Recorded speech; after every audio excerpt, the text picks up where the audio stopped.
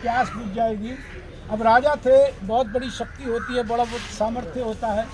वो गए अंदर, प्रवेश किया कुटिया में, तो शमीक ऋषि भगवान के ध्यान में मग्न थे।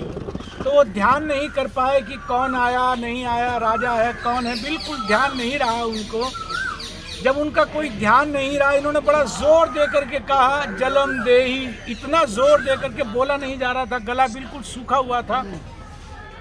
कहीं थोड़ा आगे आ जाइए, पीछे जो बैठेंगे तो रास्ता भी बन जाएगा और बैठ जाएंगे। थोड़ा आगे आ जाइए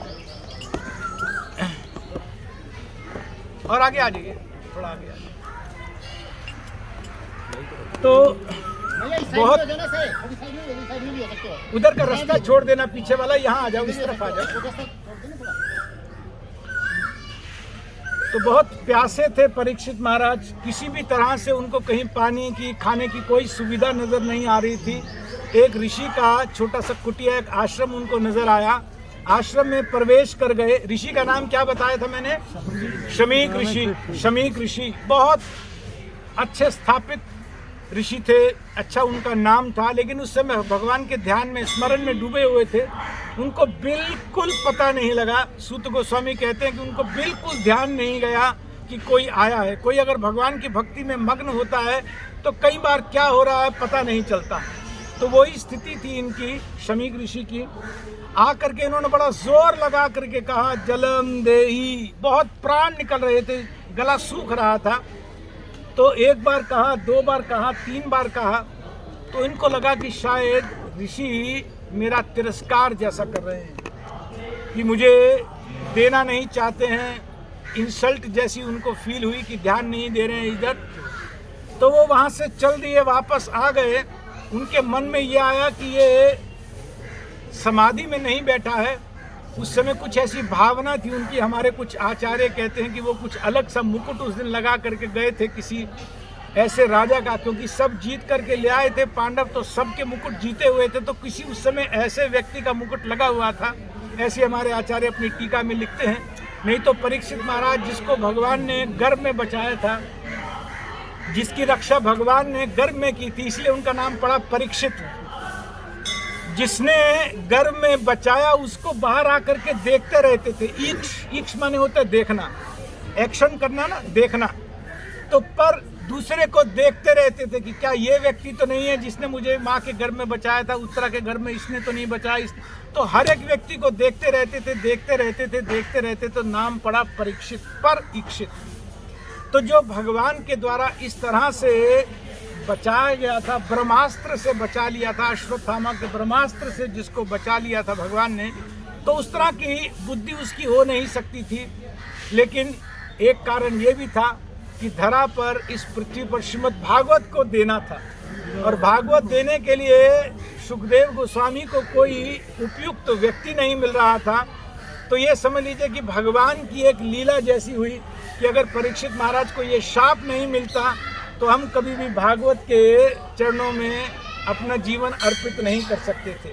तो बहुत बड़ी कृपा हुई परीक्षित महाराज के माध्यम से हम पर, कि परीक्षित महाराज वहाँ से निकल करके आए, बाहर आए। तो वहीं पर झाड़ी में एक मरा हुआ सांप पड़ा हुआ था। उनको लगा कि इसने मुझे तिरस्कार किया है, मैं भी इसका तिरस्कार करके जाऊंगा। उन्होंने वो अपनी धनुष की नोक से उस मरे हुए सांप को उठाया, मरा हुआ सांप था, और जा करके ऋषि के गले में लपेट दिया। तो कई बार ऐसे सुनने में आता है, समझने में आता है, या हम परसीव करते हैं कि ये कैसा है ये राजा, ऐसा तो भगवान का भक्त नहीं होता है। लेकिन जब कोई बहुत बड़ी कृपा होनी होती है, परीक्षित महाराज जैसा व्यक्ति कभी ऐसा काम नहीं करता। हो सकता है कि 100, 50, 200, 500 साल और वो जीते, तो जो चीज़ सबसे बहुमूल्य इस धराधाम पर हमको मिलने वाली है, उसको मिलने में उतना समय और लग जाता। तो कई तरह के हमारे आचार्य इस पर टीका करते हैं। तो वो लपेट करके और आ गए। इतनी देर में क्या हुआ कि वहीं पर और बाकी बच्चे भी खेल रहे थे, और शमीक ऋषि का एक और बेटा वो भी पास में ही कहीं पर खेल रहा था। छोटा सा 7-8 साल का बालक था, ब्राह्मण बच्चा था। तो उसको जा कर के किसी बच्चे ने बता दिया कि तुम्हारे बाप की मृत्यु हो गई है। बच्चों की अपनी बुद्धि होती है, उन्होंने समझा कि ये सांप लटका हुआ है, सांप ने डस लिया, तो ये शमीक ऋषि मर गया। शमीक ऋषि किस में था? वो तो ध्यान में थे, मेडिटेशन में थे, और सांप मरा हुआ था। तो किसी तरह का कोई बात नहीं थी। लेकिन श्रृंगी ऋषि ने जब ये सुना कि मेरे पिताजी की मृत्यु हो गई है और राजा आया था, परीक्षित सांप लपेट गया जिसके कारण मेरे पिताजी की मृत्यु हो गई, उसको सांप ने डस लिया। उसने वहीं पर कौशिकी नदी बह रही थी, वहीं पर कौशिकी नदी का जल लिया और जैसे ही हाथ में जल लिया तर्पण करके बोले, वो 8 साल का बच्चा बोला कि जिस व्यक्ति ने मेरे पिता के गले में सर्प लपेटा है उसकी अब से 7वें दिन में मृत्यु हो जाए, तक्षक सांप के डसने से उसकी मृत्यु हो जाए। तो शाप दे दिया। शाप दे करके कई तरह की बात वो कह रहा था कि ये राजा जब तक कृष्ण भगवान थे तब तक ये सब नियंत्रित रहते थे, ये कृष्ण चले गए हैं, ये बहुत उदंडी हो गए हैं। और भी कई तरह की बातें करते करते उसने शाप दे दिया। जब शाप दे करके पिताजी के पास आया आश्रम में, तो आया, देखा तो दहाड़ मार करके रोने लगा। तो पिताजी तो मरे नहीं थे, वो तो तुरंत आंखें उन्होंने खोल दी। जब आंखें उन्होंने खोल दी तो देखा कि बेटा दहाड़ मारकर बहुत जोर जोर से रो रहा है। क्या हो गया श्रृंगी, क्यों रो रहे? बोले आप जीवित हैं। एकदम आश्चर्यचकित हो गया, आप जीवित हैं? बोले मुझे क्या हो गया, मुझे तो कुछ नहीं हुआ। तो तब उन्होंने बताया कि ऐसे ऐसे करके वो राजा आया था और आपके गले में सांप लपेट गया, मैंने सोचा कि आपकी मृत्यु हो गई, आप मर गए, मैंने तो उसको शाप दे दिया। शमीक ऋषि ने तो बहुत डांटा श्रृंगी को कि परीक्षित शाप देने योग्य नहीं है, बहुत महान वैष्णव था, अगर उसने सांप लपेट भी दिया तो उसकी ये इतनी बड़ी गलती नहीं थी कि जितना बड़ा तुमने उसको दंड दे दिया। मैं उस कथा में ज़्यादा नहीं जाता हूँ और बहुत विस्तार से है, लेकिन शमीक ऋषि ने सोचा कि ये ब्रह्म वाक्य है, ब्रह्मवाणी है, ब्राह्मण का शब्द है, ये खराब नहीं जा सकता है, ये तो पूरा हो करके रहेगा। मुझे तुरंत परीक्षित महाराज को ये मैसेज भिजवा देना चाहिए कि कहीं वो ऐसी अवस्था में, अचेत अवस्था में ना मारे जाएं। उनको समझ में आ जाए कि उनके पास 7 ही दिन का टाइम है। तो अपना एक मैसेंजर भेजा उनके पास, एक संदेश वाहक भेजा, ये मैसेज लेकर के, संदेश लेकर के कि महाराज आपके पास समय ज़्यादा नहीं है, 7 दिन का समय है आपके पास, जो आप समझते हैं उपयुक्त काम आप कर लीजिए। जीवन सिद्ध करने के लिए, जीवन को शुद्ध करने के लिए जो भी आप समझते हैं कार्य करना चाहिए आप कर लीजिए, आपके पास 7 दिन का समय है। तो मैसेंजर वहाँ से निकला, अभी पहुँचा नहीं था राजमहल में, परीक्षित महाराज हस्तिनापुर में नहीं पहुँचा था। रास्ते में जाते जाते ही परीक्षित महाराज को लगने लगा कि मैंने काम अच्छा नहीं किया। तो उनके मन में ये आने लगा कि मुझे इस उदंड के लिए, मुझे इस पाप कर्म के लिए जितनी बड़ी से बड़ी सज़ा मिले वो कम है। ये श्लोक श्रीमद् भागवत में 19वें स्कंद में 18वें स्कंद में आए, 18वें अध्याय में आए हैं पहले स्कंद के, कि परीक्षित महाराज सुन कर अपनी बार कि मैंने क्या कर दिया, अपना मन की वाणी सुन रहे थे, अपना मन में विचार कर रहे थे और सुनते अपने आप को दोषी ठहराते जा रहे थे कि मैंने गलत किया। वो तो बेचारा बैठा हुआ था, मग्न था भगवान के ध्यान में, मुझे नहीं करना चाहिए था, मुझसे कैसे हो गया।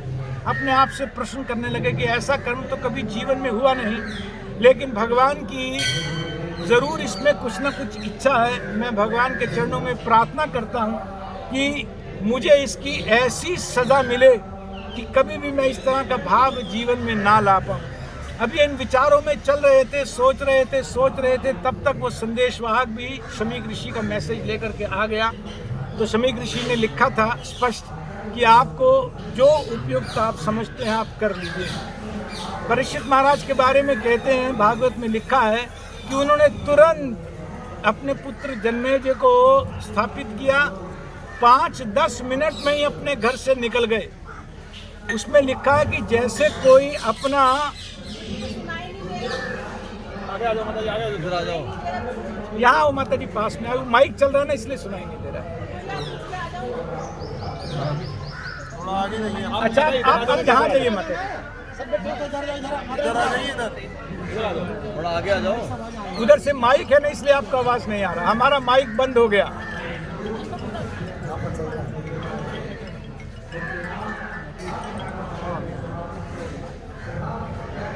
जब ऐसा विचार कर रहे थे तो वो आ गया, संदेश दे दिया। बहुत जल्दी उन्होंने 10-15 मिनट में ही जन्मेजय को कहा, आप तुम्हारा राज संभालो, मैं यहाँ से जाऊँगा। शास्त्र में लिखा है कि जैसे कोई अपना मल त्याग करके पीछे देखता भी नहीं है, स्टूल पास करके हम ध्यान करते हैं, कुछ किया, कोई बहुत महत्वपूर्ण काम किया, हो गया खत्म, कभी ध्यान नहीं करते हैं। बिल्कुल उस तरह की भावना में उन्होंने अपना राज त्याग किया, परिवार का त्याग किया, राज्य का त्याग किया, शासन का त्याग किया, मंत्रिमंडल सब वैभव का त्याग कैसे किया? जैसे कोई अपना स्टूल पास करके, मल त्याग करके बिल्कुल किसी भी तरह की कभी चिंता करते हैं, सुबह के खुश होते हैं, सुबह अच्छे से अगर हो जाए तो और ज़्यादा खुश होते हैं कि नहीं होते हैं? गंध निकला, उसी तरह से उनके मन में यह आया कि हटा गंध, अब मैं भगवान के चरणों में ध्यान दे सकता हूँ। लेकिन उनके 5 पुत्र थे, पांचों के पांचों जहाँ पिता जा रहे थे उनके पीछे पीछे हो गए, और भी बहुत से मंत्रिमंडल के लोग, ऋषि जो मुनि सब उनके पीछे पीछे जा रहे थे। हालांकि वो अकेले आना चाहते थे किसी एकांत स्थान में, लेकिन किसी वैष्णव को शरीर छोड़ते हुए देखना भी एक बहुत बड़ी उपलब्धि होती है। आप विश्वास मानिए कि वैष्णव जैसे शरीर छोड़ते हैं, वो सारा जीवन एक संस्मरण बना रहता है। जिन्होंने अच्छे वैष्णव को शरीर छोड़ते हुए देखा या उनके बारे में सुना है, वास्तव में भगवान के भक्त जीना भी सिखाते हैं और शरीर कैसे छोड़ना है ये भी सिखाते हैं। तो आज बहुत बड़ी सीख का टाइम था कि परीक्षित महाराज से ये सीखना था कि शरीर कैसे छोड़ा जाएगा। तो सब पीछे हो गए, पुत्र भी पीछे आ गए, ऋषि मुनि सब, मंत्रिमंडल के लोग भी पीछे आ गए।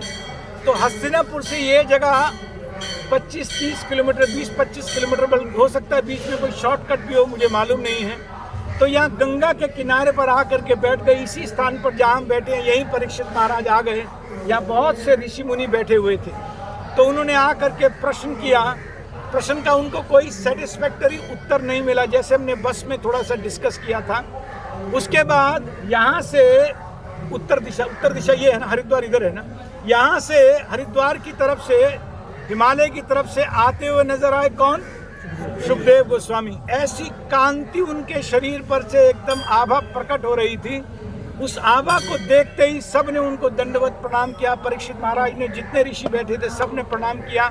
वो आकर के बैठे, यहाँ पर आकर के बैठे तो परीक्षित महाराज ने पहले तो उनका बहुत ग्लोरिफिकेशन किया, बहुत सम्मान किया, और उसके बाद ये 2 प्रश्न उनसे पूछे। जो प्रश्न अभी आपको हमने ग्रुप में फॉरवर्ड किए हैं, ये 2 ग्रुप में जो प्रश्न आए हैं, ये परीक्षित महाराज ने यहीं बैठ करके सुखदेव गोस्वामी से प्रश्न किए हैं। मैं बोल रहा हूँ, आप पीछे पीछे दोहराइए। अतः पृच्छामि संसिद्धिम्, अतः पृच्छामि संसिद्धिम्, योगिनां परमं गुरुम्, योगिनां परमं गुरुम्, पुरुषस्य यत् कार्यम्, पुरुषस्य यत् कार्यम्, म्रियमाणस्य सर्वथा, म्रियमाणस्य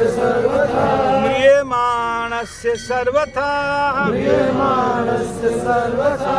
तो एक तो ये श्लोक पूछा, अतः पृच्छामि संसिद्धिम् योगिनाम परमं गुरुम, कि आप योगियों में परम हैं, आप परम योगी हैं, आप गुरु स्थानीय हैं, आपकी स्थिति बहुत ऊंची है, आप महावैष्णव हैं। अतः पृच्छामि, इसीलिए मैं आपसे पूछ रहा हूँ संसिद्धिम, कि जीवन की सिद्धि क्या है, जीवन की सफलता क्या है।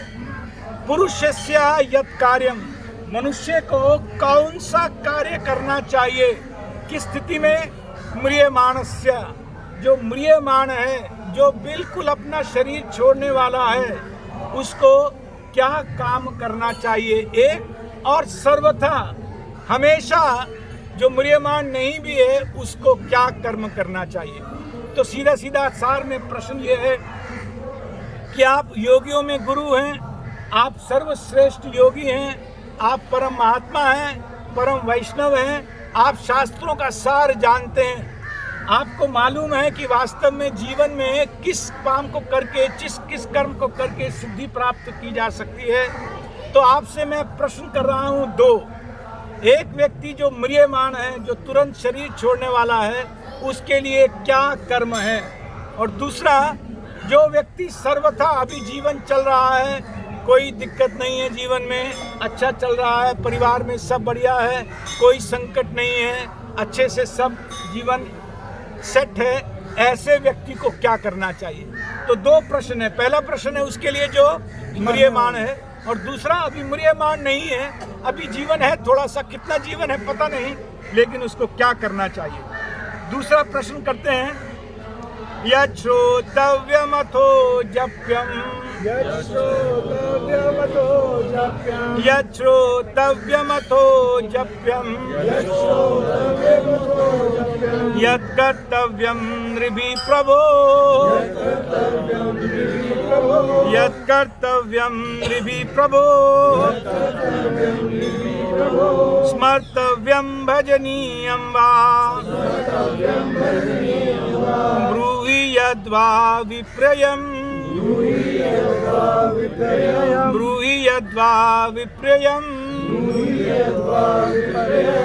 तो कहते हैं कि यत् श्रोतव्यम, जो सुना जाना चाहिए, अथ और जप्यम, जिसका जप किया जाना चाहिए, यत् कर्तव्यम निर्भी, मनुष्य के द्वारा जो कर्म किया जाना चाहिए, स्मर्तव्यम भजनीयम वा, जिसका स्मरण किया जाना चाहिए या जिसका भजन किया जाना चाहिए, ब्रूहि, आप बताइए कि जीवन में किसका भजन करना चाहिए, किसका स्मरण करना चाहिए, किसका जप करना चाहिए या किसका स्मरण करना चाहिए, ब्रूहि, इसके बारे में बताइए। और यद्वा विप्रयम, और जो नहीं बोलना चाहिए, जो नहीं करना चाहिए, विपर्य माने उल्टा, विपरीत का क्या मतलब होता है? रिवर्स, उल्टा। जो करना चाहिए वो भी बताइए और जो नहीं करना चाहिए वो भी बताइए।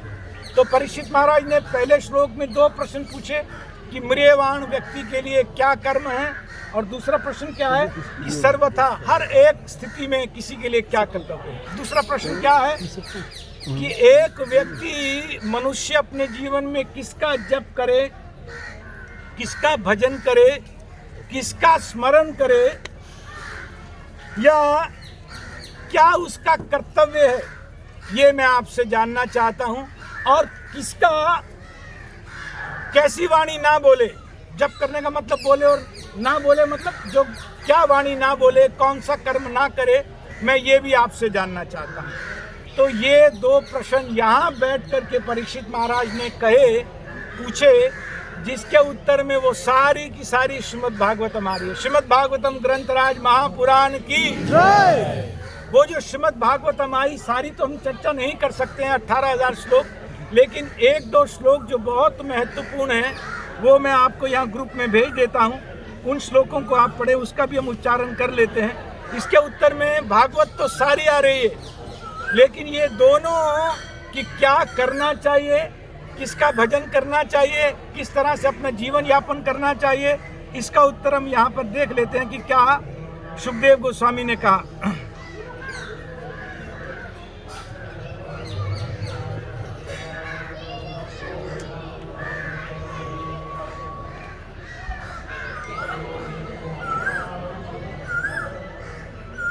पहला श्लोक है, देखिए आपके पास आ गया।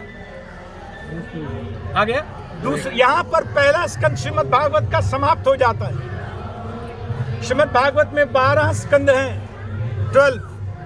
पहला स्कंद इन दो प्रश्नों के साथ समाप्त हो जाता है, बस यहीं पर पहला स्कंद खत्म। दूसरे स्कंद में पहला श्लोक बोलेंगे कौन? सुखदेव गोस्वामी। यहाँ पर बैठ करके 12 में से पहले स्कंद में सुखदेव गोस्वामी ने कुछ नहीं बोला। भागवत का गुणगान हुआ, परीक्षित महाराज के साथ क्या स्थिति हुई, किस तरह से युद्ध हुआ, कैसे अर्जुन गए, भगवान कैसे धाम में गए, उन सब की चर्चा है।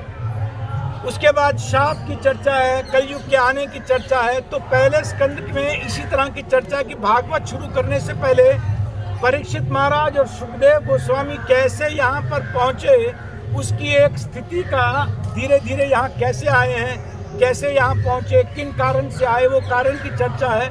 और दूसरे स्कंद से आगे आकर के फिर सुखदेव गोस्वामी अपनी कथा प्रारंभ कर रहे हैं। तो ये श्लोक जो हमने यहाँ पर आपको भेजा, आप इसको देखिए। सुखदेव गोस्वामी कह रहे हैं कि किसका भजन करना है, किसका कीर्तन करना है। तस्मात् भारत सर्वात्मा, तस्मात् भारत सर्वात्मा, तस्मात् भारत सर्वात्मा, तस्मात् भारत सर्वात्मा, भगवान ईश्वरो हरि, भगवान ईश्वरो हरि, भगवान ईश्वरो हरि, भगवान ईश्वरो हरि, श्रोतव्या कीर्तितव्यश्च, श्रोतव्य कीर्तितव्यश्च, श्रोतव्या कीर्तितव्यश्च, श्रोतव्य कीर्तितव्यश्च, स्मर्तव्यश्चिच्छता भयम्, स्मर्तव्य इच्छतामभयम्, स्मर्तव्यश्चिच्छता भयम्, स्मर्तव्य इच्छताभयम्, तस्मात् भारत सर्वात्मा, तस्मात् भारत सर्वात्मा, भगवान ईश्वरो हरि, भगवान ईश्वरो हरि, श्रोतव्या कीर्तितव्यश्च, श्रोतव्य कीर्तितव्यश्च, स्मर्तव्यश्चिच्छता भयम्, स्मर्तव्य इच्छताभयम्, तस्मात् भारत सर्वात्मा, तस्मात् भारत सर्वात्मा, भगवान ईश्वरो हरि, भगवान ईश्वरो हरि, श्रोतव्या कीर्तितव्यश्च, श्रोतव्य कीर्तितव्यश्च, स्मर्तव्यश्चिच्छता भयम्। स्मर्तव्यश्च इच्छताभयम्, भक्त बोलना चाहते हैं श्लोक को तो। तस्मात् भारत सर्वात्मा, तस्मात् भारत सर्वात्मा, भगवान ईश्वरो हरि, श्रोतव्यश्च कीर्तितव्यश्च, श्रोतव्या कीर्तितव्यश्च, स्मरणश्च स्मर्तव्यश्चिच्छता, स्मर्तव्यश्च इच्छता अभयम्, स्मरतश्चिच्छता भयम्। तस्मात् भारत सर्वात्मा, भगवान ईश्वरो हरि, श्रोतव्य कीर्तनश्च, स्मरणश्च इच्छताभयम्, तस्मात् भारत सर्वात्मा, तस्मात् भारत सर्वात्मा, ईश्वरो हरि, भगवान ईश्वरो हरि, श्रोतव्या कीर्तितव्यश्च, श्रोतव्या कीर्तितव्यश्च, स्मर्तव्यश्च इच्छता भयम्, स्मर्तव्यश्चिच्छता भयम्। तस्मात् इसीलिए भारत, हे परीक्षित, सर्वात्मा, भगवान जो सबकी आत्मा है, भगवान तो सबकी आत्मा है, अर्थात परमात्मा, भगवान, भगवान पूर्ण पुरुषोत्तम ईश्वरा जो सबके नियंता है, सबके नियंता है, हरि भगवान कृष्ण भगवान कृष्ण जो सबके जो सबके दुखों को हरने वाले हैं, जो जो सबकी चिंताएं हर करके, सबकी चिंता सबके है, दुख हर करके, सबके दुख करके, सबके हृदयों को हर करके सबके हृदय को हर करके अपना प्रेम दे देते हैं। अपना प्रेम दे देते हैं।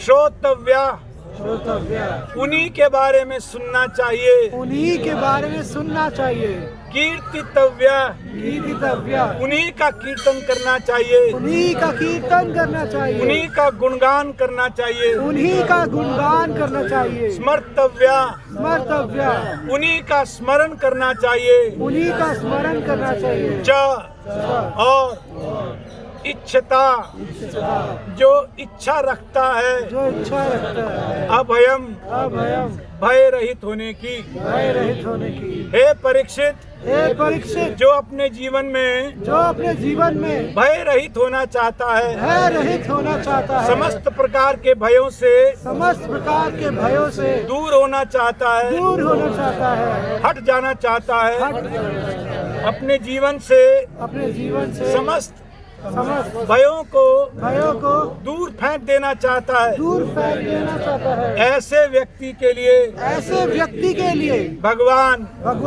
कृष्ण का हरि का जो सबके हृदय में परमात्मा स्वरूप विराज रहे हैं, जो सबके हृदय में परमात्मा स्वरूप विराज रहे हैं, उन्हीं का श्रवण करना चाहिए। श्रवण करना चाहिए। उन्हीं का नाम श्रवण करना चाहिए। उन्हीं का नाम श्रवण करना चाहिए। उन्हीं की कथा श्रवण करनी चाहिए। चाहिए, उन्हीं की कथा श्रवण करनी चाहिए, उन्हीं के बारे में जानना चाहिए, उन्हीं के बारे में जानना चाहिए, कीर्तितव्य कीर्तितव्य, उन्हीं के बारे में गुणगान करना चाहिए, उन्हीं के बारे में गुणगान करना चाहिए, उनके नाम रूप गुण लीला उनके नाम गुण लीला का कीर्तन कीर्तन और श्रवण करना चाहिए, और श्रवण करना चाहिए, स्मर्तव्य और उन्हीं का स्मरण भी करना चाहिए। उन्हीं का स्मरण भी करना चाहिए। तो प्रश्न था कि जो म्रियमाण है या सर्वथा हर एक स्थिति में क्या करना चाहिए, किस तरह का कर्तव्य है, क्या बोलना चाहिए, क्या कीर्तन करना चाहिए, बिना किसी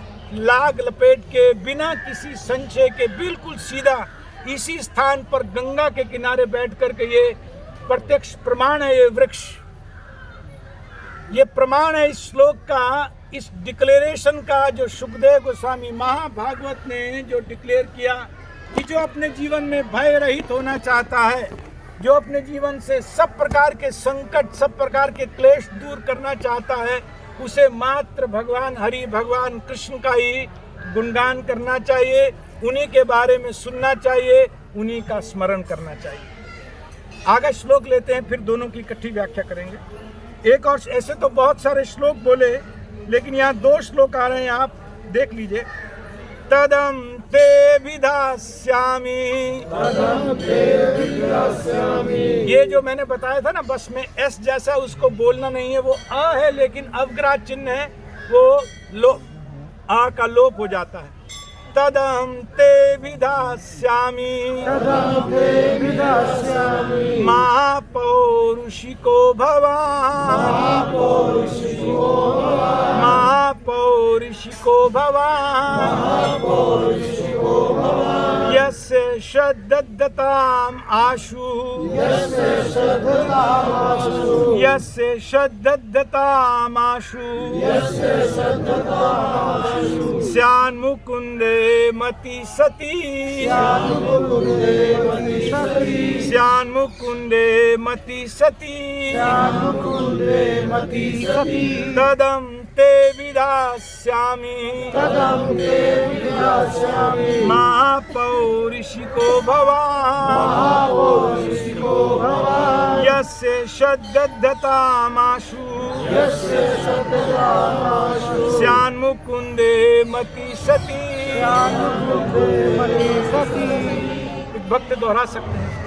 तद अहम ते विधस्यामि, तदहं ते विधास्यामि, महापौरुषिको भवान्, महापौरुषिको भवान्, यस्य श्रद्धा दतामाशु, यस्य श्रद्धतामाशु, स्यान्मुकुन्दे मति सती, स्यान्मुकुन्दे मति सती।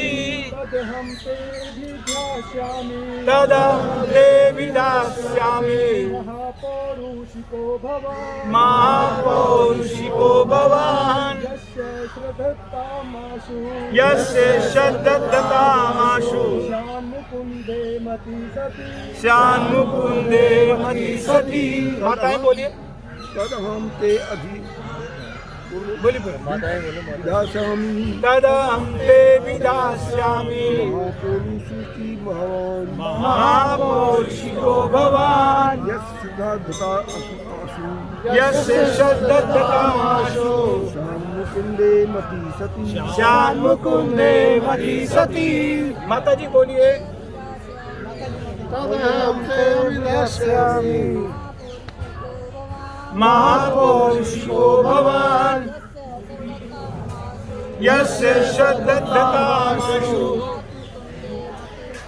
श्यान्मुकुन्दे मति सती, तदहं ते विधास्यामि, महापौरुषिको भवान्, यस्य श्रद्धतामाशु, श्यान्मुकुन्दे मति सती। बोलिए माता जी, आप बोलिए।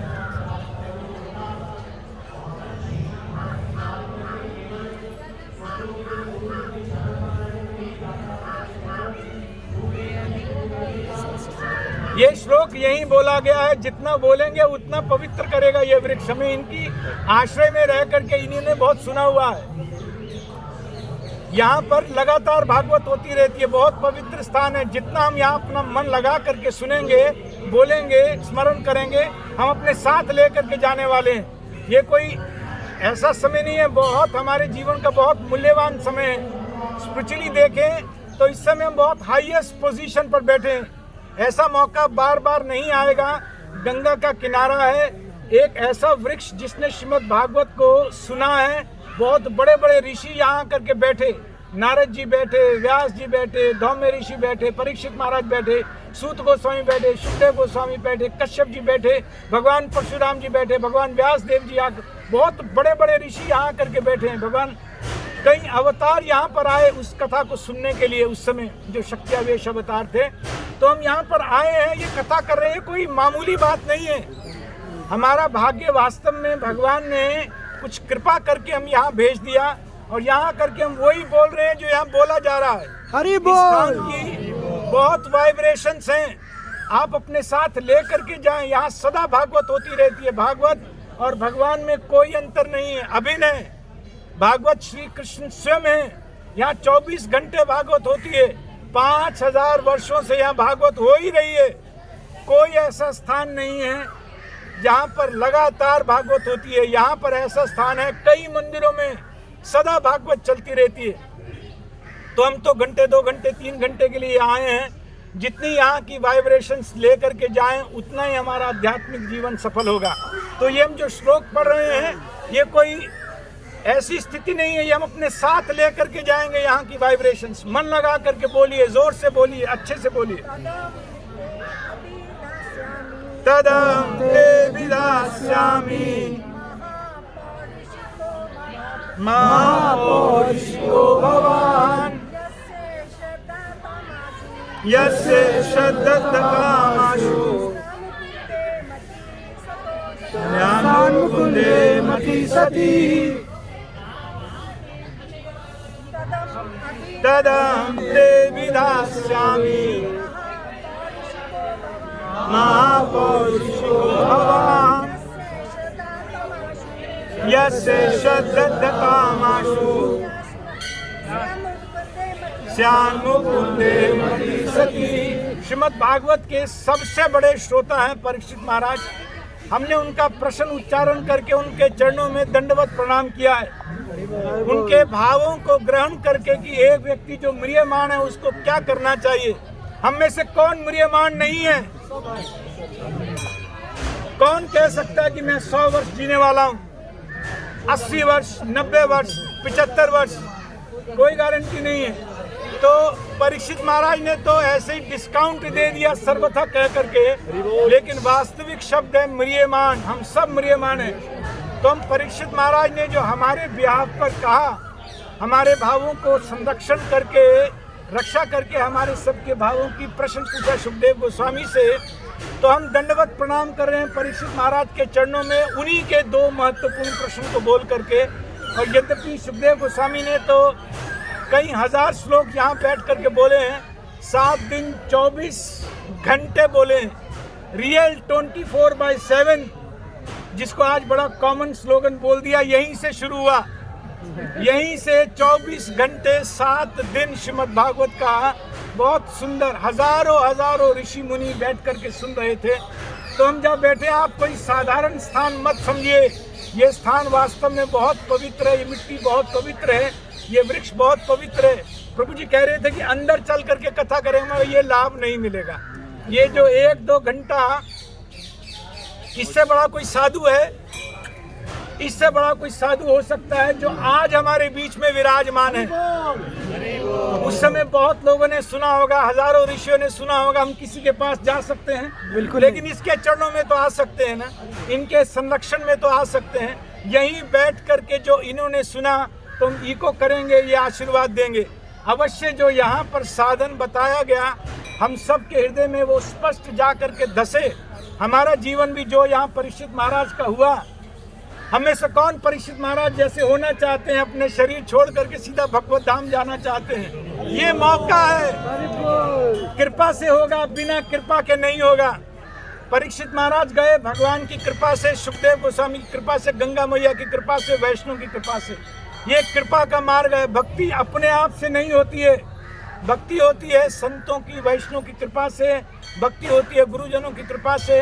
तो वो कृपा लेने के लिए हम यहाँ पर आए हैं, ताकि हमारे जीवन में ध्येय लक्ष्य बिल्कुल स्पष्ट हो कि मनुष्य जीवन का वास्तविक ध्येय क्या है, और सहायता मिलेगी बहुत। आप निश्चिंत रहिए, वैष्णव तो लुटाने के लिए तैयार बैठते हैं, क्या कृपा, अपनी कृपा लुटाने के लिए तैयार बैठते हैं। तो ये महावैष्णव के नीचे बैठे हैं, इनके चरणों में बैठे हैं, गुहार लगा रहे हैं, इनसे कृपा की याचना कर रहे हैं कि जो परीक्षित महाराज को सुनाया और आपने सुना, आप कृपा करके हमारे जीवन में भी ऐसे विचार, ऐसा लक्ष्य स्थापित करा दो कि हमें ये भाव समझ में आने लगे, हमें भागवत का अर्थ, भागवत का मर्म समझ में आ जाए। तो कह रहे हैं कि तदम ते विधास्यामि। कौन कह रहा है? सुखदेव गोस्वामी। तद इसीलिए, बोलिए तद, तद इसीलिए वह अहम, मैं ते तुम्हारे लिए अभिधास्यामि, बताने जा रहा हूँ। महापौरुषिका, जो महान पुरुष हैं, उनकी भगवान कृष्ण की, भगवान आपके लिए, यस्य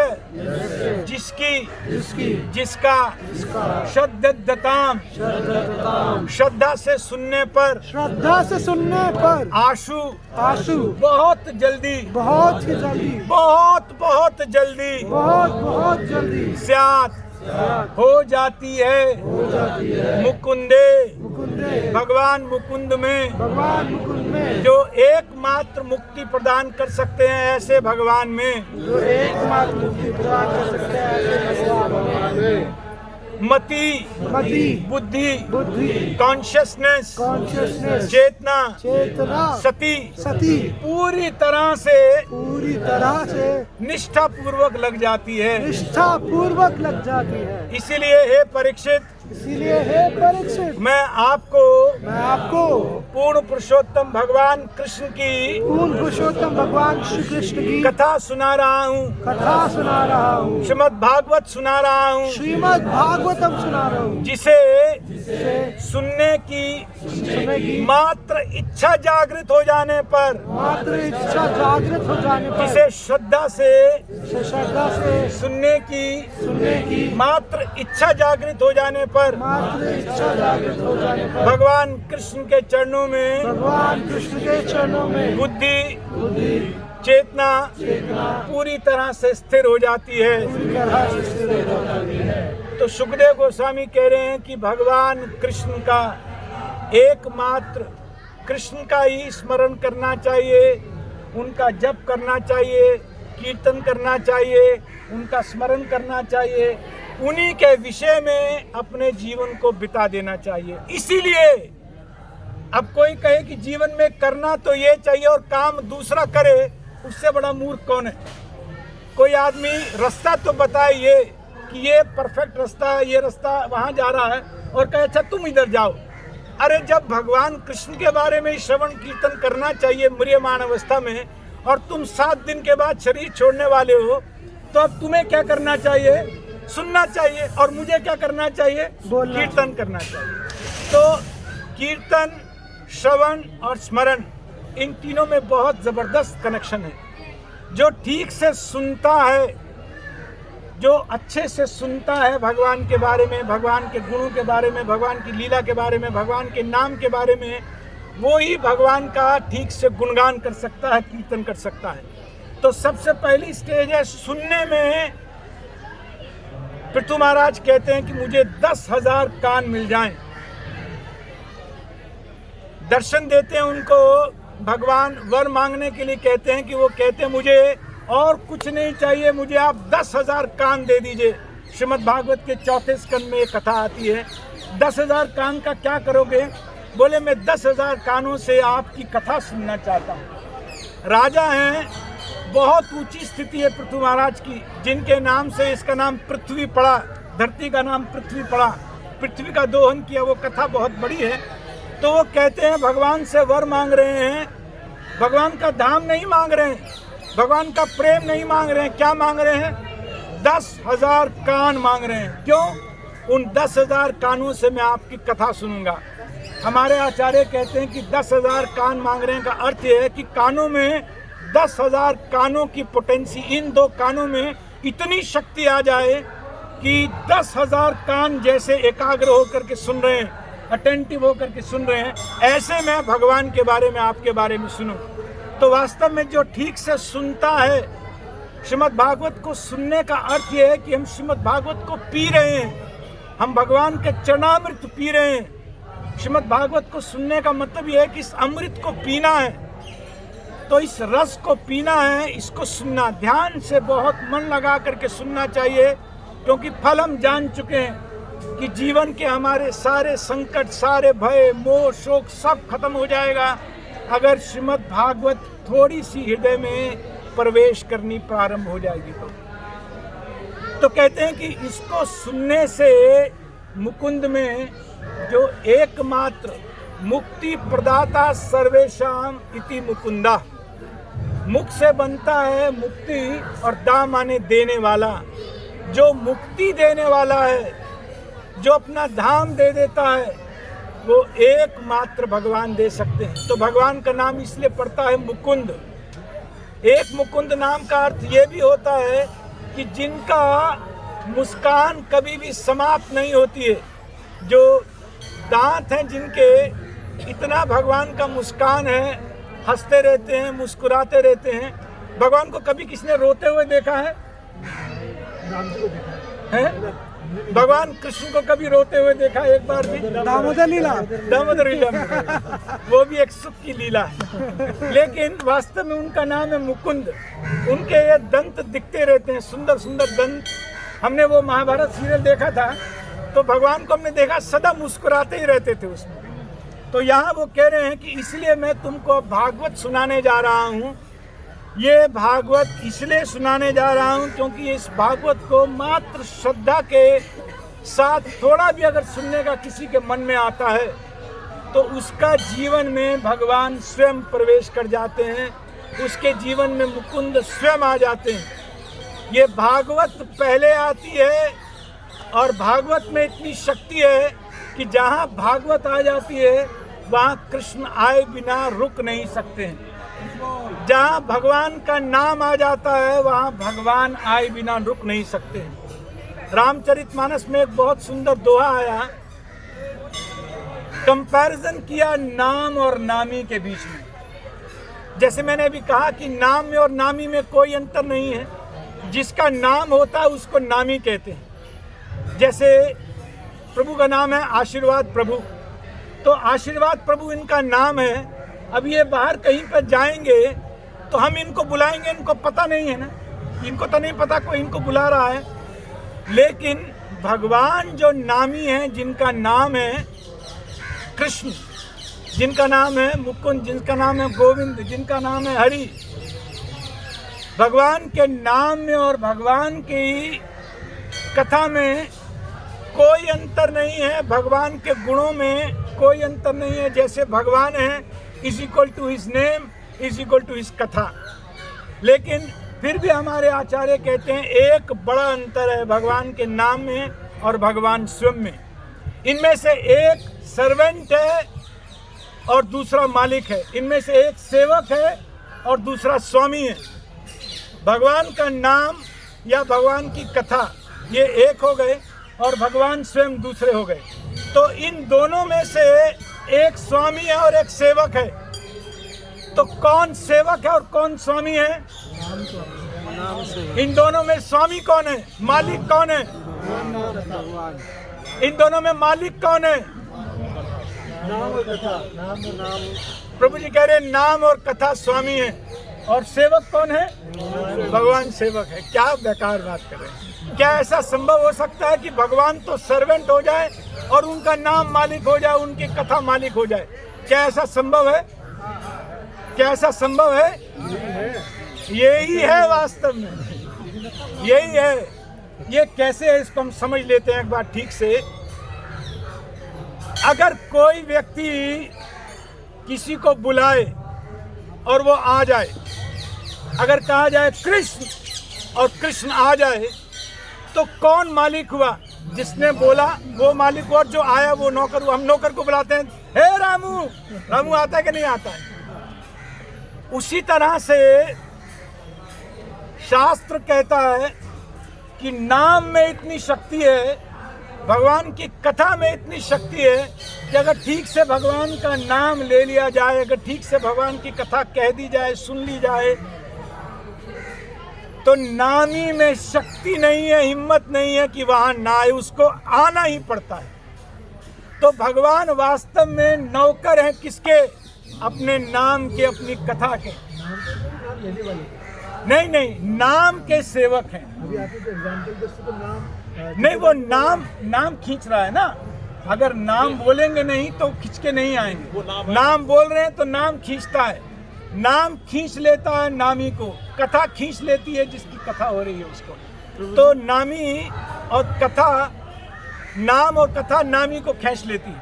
तो सार में ये जो श्रीमद् भागवत की कथा है ये भगवान से अभिन्न है। श्रीमद् भागवत भगवान से अभिन्न है, इसलिए जहाँ भी भागवत की कथा होती है भगवान को वहाँ आना ही पड़ता है। भगवान ने एक जगह श्रीमद् भागवत के 9वें स्कंद में कहा कि ना हम वसामी वैकुंठे, आप मेरे पीछे पीछे बोलिए, ना हम वसामी वैकुंठे, ना हम वसामी वैकुंठे, योगी नाम हृदयेषु च, योगी नाम हृदयेषु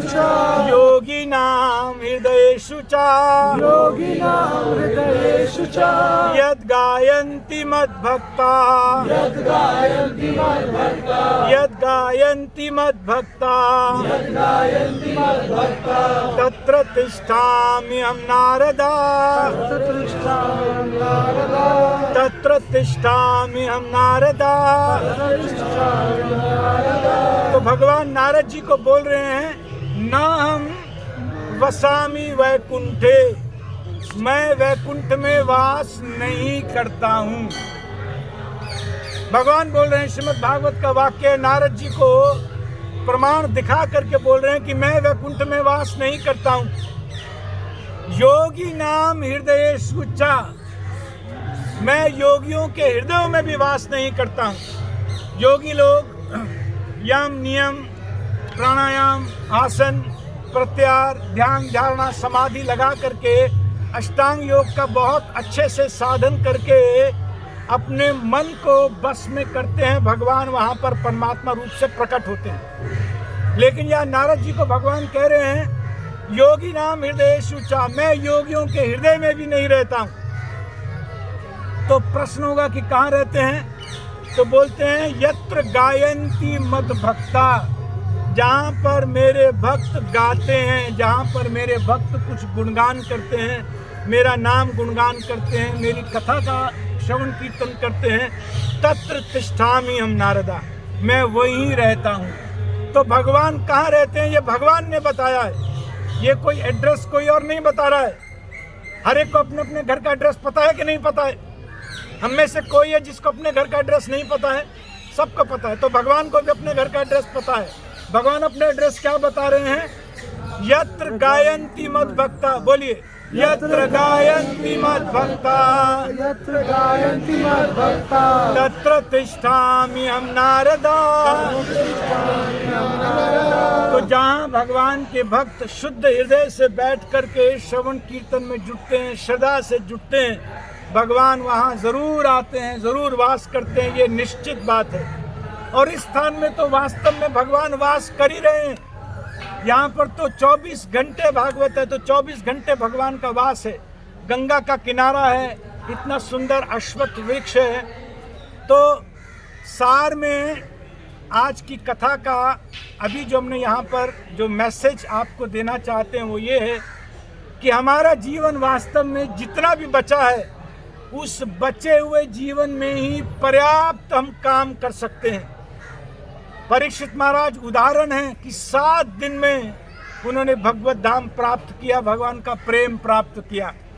तो हमारे पास पर्याप्त समय है लेकिन जैसे प्रायोरिटी सेट की थी परीक्षित महाराज ने, मैंने उदाहरण दिया कि जैसे मल त्याग करके कोई पीछे नहीं देखता है, भौतिक वस्तुओं को, भौतिक संबंधों को, भौतिक पदवी को, भौतिक मान सम्मान को जब ये छोड़ करके जीवन से हटा देंगे कि मुझ आत्मा के साथ इनका कोई बहुत विशेष संबंध नहीं है, एक दिन सब छूटने वाला है। तो जो वास्तविक वस्तु है, जो सच्ची वस्तु है, जो रियल थिंग है, उसके साथ जुड़ने का प्रयास प्रारंभ करना चाहिए। धीरे धीरे धीरे धीरे हम परीक्षित महाराज जैसे तो नहीं हो पाएंगे, लेकिन कम से कम परीक्षित महाराज के चरणों का अनुसरण तो कर सकते हैं, कम से कम परीक्षित महाराज की कृपा तो मांग सकते हैं, भगवान की कृपा तो मांग सकते हैं। तो अपने जीवन में भगवान को लाना है अधिक से अधिक, जल्दी से जल्दी। ये आशीर्वाद इस स्थान पर लेने के लिए हम आए हैं, कृपा लेने के लिए आए हैं, और हम प्राण अपने यहाँ पर एक विनती करके, एक विनती छोड़ करके जाते हैं कि वास्तव में हम यहाँ से जाना, आपकी कृपा लेकर के जाना चाहते हैं, ताकि जितना भी अभी शेष जीवन बचा है, आपकी कृपा से भगवान हमारे हृदय में आकर के स्थापित हो जाएं। यूँ तो भगवान सदा ही हैं, परमात्मा रूप में सबके साथ सदा रह ही रहे हैं, लेकिन हम उन्हें प्रकट नहीं कर पाते हैं। प्रकट भगवान वही होते हैं, प्रकट वही होते हैं जैसे बीज है। बीज कहाँ पर प्रकट होता है? जहाँ पर सिंचन होता है, जहाँ पर जल दिया जाता है। तो श्रवण कीर्तन के माध्यम से सिंचन होता है अपने हृदय में, भक्ति रूपी बीज को बो करके, जैसे भूमि में बीज बोते हैं, उसी तरह से हृदय की भूमि में भक्ति का बीज बोना है। भक्ति का बीज बोने का मतलब कुछ संकल्प भक्ति पूर्वक लेने हैं, और फिर उसके बाद श्रवण कीर्तन रूपी जल से इस भूमि का सिंचन करना है जहाँ भक्ति का बीज हमने बोया है। तो श्रवण कीर्तन जले करे सिंचन, जो सिंचा जाता है इस भक्ति के बीज को, जो स्फुटित होता है, जो प्रकट होता है, वो श्रवण कीर्तन के माध्यम से होता है। तो जितना अधिक हम अपने जीवन में भगवान को जोड़ें, भगवान के श्रवण कीर्तन को जोड़ें, आपसे बड़ा कोई और प्रमाण नहीं होगा। कुछ वर्षों में आपसे हम कहेंगे कि यहाँ शुक्र ताल पर बैठ करके जो हमने संकल्प लिया था, वो जीवन का सबसे बड़ा हमारा महत्वपूर्ण संकल्प था, उसने तो हमारा जीवन बदल दिया। तो अपने जीवन में भगवान को जितना जल्दी से जल्दी और अधिक से अधिक लाने का संकल्प लेना चाहिए। आचार्यों का आश्रय लेकर के, ग्रंथों का आश्रय लेकर के, भक्तों का आश्रय लेकर के, यही वास्तव में सार है। श्रीमद् भागवतम ग्रंथराज महापुराण की, शिला प्रभुपाद की, निताय गौर प्रेमानंदे। कोई प्रश्न पूछना चाहते हैं तो प्रश्न दो प्रश्न। तो जी आपने बोला कि भगवान सेवक बनते हैं और नाम ही मतलब वो है, मतलब स्वामी है। पर प्रभु जी जैसे महाप्रभु कहते हैं चेतो दर्पण मार्जनम, कि भगवान का नाम हृदय को मार्जन करता है, ठीक है। यह नष्ट प्रायेषु भद्रेषु, भगवान की कथा मार्जन कर रही है, भगवान नहीं कर रहे, भगवान का नाम और भगवान की कथा कर रहे हैं। तो इस एंगल से देखते हैं तो लगता है कि भगवान का जो नाम है या कथा है वो सेवक बन रही है, क्योंकि नहीं, ऐसा नहीं है। सुनिए, प्रभु जी का बहुत अच्छा प्रश्न है। ये सबको सुनाई दिया? आप उठ के जरा जोर से बोलिए प्रश्न, जोर से सबको सुनाई देना चाहिए। तो प्रश्न ये है कि भगवान का जो नाम है, महाप्रभु कहते हैं चेतो दर्पण मार्जनम, कि भगवान का नाम हमारे हृदय की मैल को साफ करता है। यह भागवतम के लिए आता है कि नष्ट प्रायेषु अभद्रेषु, कि भगवान की जो कथा है, लीला है, गुणगान है, उससे हमारा हृदय का मैल साफ होता है। 1 2 16 निकालो, यहाँ पे ग्रुप हम में डालो। कैसे 1 2 16 कि भगवान का नाम सेवक नहीं और स्वामी। शृण्वताम सो कथा। ठीक है, प्रभु जी का प्रश्न है कि आपने तो कहा कि भगवान सेवक हैं और नाम स्वामी है, या भगवान की कथा स्वामी है, लेकिन हमने तो कुछ और ही सुना। श्रीमद् भागवत शुरू हो रही है, पहले स्कंद का 2 अध्याय का 16वां श्लोक आपको ग्रुप में अभी भेज रहे हैं। ये प्रभु जी के प्रश्न का उत्तर है। आप पीछे पीछे बोलिए, सरल श्लोक है, मिल रहा है प्रभु? वो भेज दीजिए ग्रुप में। शृण्वतां स्वकथा कृष्णा, शृण्वतां स्वकथां कृष्ण, शृण्वतां स्वकथा कृष्णा, शृण्वतां स्वकथां कृष्ण, पुण्याश्रवण कीर्तना, पुण्यश्रवण कीर्तना, पुण्याश्रवण कीर्तना, पुण्यश्रवण कीर्तना, हृदयन्तस्थो हि भद्राणि, हृदयन्तस्थो भद्राणि, हृदयन्तस्थो हि भद्राणि, विदुनोति सुहृत्सताम्, विनोति सुहृत्सताम्, विदुनोति सुहृत्सताम्। विनोति सुहृत्सताम्। इसमें कहा गया, सूत गोस्वामी कह रहे हैं कि शृण्वतां स्वकथा कृष्णा, पुण्य श्रवण कीर्तना, कि जो भगवान के श्रवण कीर्तन में डट जाते हैं, जुट जाते हैं, जो अपने आप में सबसे बड़ा पुण्य है। क्या है सबसे बड़ा पुण्य? भगवान की कथा श्रवण, भगवान का नाम श्रवण, भगवान की कथा कीर्तन, भगवान का नाम कीर्तन। तो ये सबसे बड़ा पुण्य है श्रवण कीर्तन। तो जो इसमें जुट जाते हैं, हृदयंतस्थो ये भद्राणी, उसके हृदय के जो अभद्र हैं, उसके हृदय के जो काम, क्रोध, लोभ, मोह, मद, मात्सर्य इत्यादि जो अभद्र हैं, जो मैल हैं, विदुनोति, उसको धोता है, उसको साफ करता है। कौन? सुहृद सताम, जो भक्तों का सबसे बड़ा सुहृद है। अर्थात कौन साफ करता है? भगवान कृष्ण साफ करते हैं। तो भगवान कृष्ण सफाई का काम करते हैं। किसकी? उसके हृदय की, जिसके हृदय में कथा आ रही है, नाम आ रहा है। तो कौन स्वामी हुआ सफाई करने वाला? वो स्वामी है कि सेवक है? कौन है? सेवक है। वो जो झाड़ू ले करके हृदय की सफाई कर रहा है, वो सेवक है कि स्वामी है? तो सेवक क्या कर रहा है? जो उनकी कथा को सुन रहा है, भगवान की कथा को सुन रहा है, भगवान के नाम को सुन रहा है, वो कथा के माध्यम से कान से प्रवेश करता है, हृदय में जाता है, और झाड़ू ले करके काम को, क्रोध को, लोभ को, मद, मात्सर्य सबको बाहर भेजता है, सफाई करता है। तो सफाई इंचार्ज है भगवान कृष्ण। अपने भक्तों के हृदय को साफ करते हैं, जो उनकी कथाओं को सुनने में रुचि उत्पन्न करते हैं, श्रद्धा उत्पन्न करते हैं। तो प्रभु जी, जब चेतोदर्पण महाजनम बोलते हैं तो महाप्रभु ये कह रहे हैं कि आप नाम लोगे तो भगवान विल कम एंड क्लीन, भगवान विल कम एंड, इसका मतलब ये भाव यही। प्रभु जी, दूसरा प्रश्न ये है कि जो हमारा जो संकल्प होता है, वो चाहे आप हृदय की दुर्बलता बोलो या अन्य अन्य कारण बोलो, वो बार बार संकल्प टूटता रहता है। तो उस संकल्प दृढ़ कैसे होगा? और उस पर हम, तो हमारा जो हृदय का, जो हमारा जो संकल्प है, वो बार बार टूटता रहता है हृदय की दुर्बलता के कारण या अन्य अन्य कारणों की वजह से। तो कैसे हमारा संकल्प दृढ़ रहे और हम टिके रहे उस पर? प्रभु जी का प्रश्न समझ में आ गया कि हम भगवान की भक्ति करना चाहते हैं, मन में दृढ़ता है, संकल्प भी लेते हैं, प्रयास भी करते हैं, लेकिन फिर रह जाते हैं। क्यों ऐसा होता है, या कैसे ये संकल्प अच्छे से स्थापित किया जा सकता है? बहुत अच्छा प्रश्न। देखिए, हम 24 घंटे भगवान की भक्ति नहीं कर सकते।